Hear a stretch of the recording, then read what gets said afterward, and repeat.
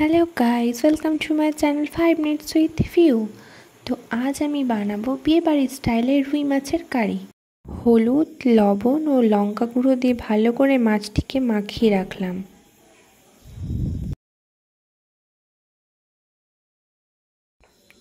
কড়াইয়ে তেল দিয়ে দিলাম গরম হওয়ার জন্য।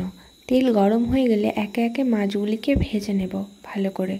অন্যদিকে মশলার জন্য সর্ষে, রসুন, লঙ্কা, আদা, জিরার একটা পেস্ট বানিয়ে নেব। এদিকে মাছগুলোও ভাজা হয়ে গেছে। এবার সেই তেলেই হলুদ ও লঙ্কা গুঁড়ো দিলাম। কিছুক্ষণ দিয়ে একটু নাড়াচাড়া করব ভালোভাবে নাড়াচাড়া করার পর পেঁয়াজগুলোকে ভালো করে ভেজে নেব। এদিকে মশলাটিও তৈরি হয়ে গেছে। এবার পেঁয়াজ ভাজা হয়ে গেলে তার মধ্যে টমেটো বাটা দিলাম, দিয়ে কিছুক্ষণ নাড়াচাড়া করার পর সেই মশলাটিও দিয়ে দিব বেটে রাখা। দিয়ে ভালোভাবে নাড়াচাড়া করার পর পরিমাণ মতো লবণ দিলাম ও হলুদ দিলাম এবং লঙ্কা গুঁড়ো দিলাম। এবার মশলাটি ভাজা ভাজা হয়ে গেলে তার মধ্যে পরিমাণ মতো জল দিয়ে দিব, যেমনটা আপনারা ঝোল রাখতে চাইবেন। এরপর উপর থেকে কয়েকটা কাঁচা লঙ্কা চিড়ে দেব।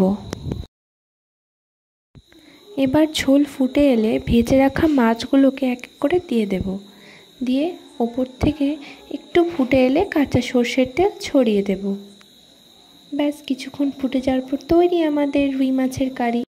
ভিডিওটি ভালো লাগলে please like, comment and subscribe. Thanks for watching.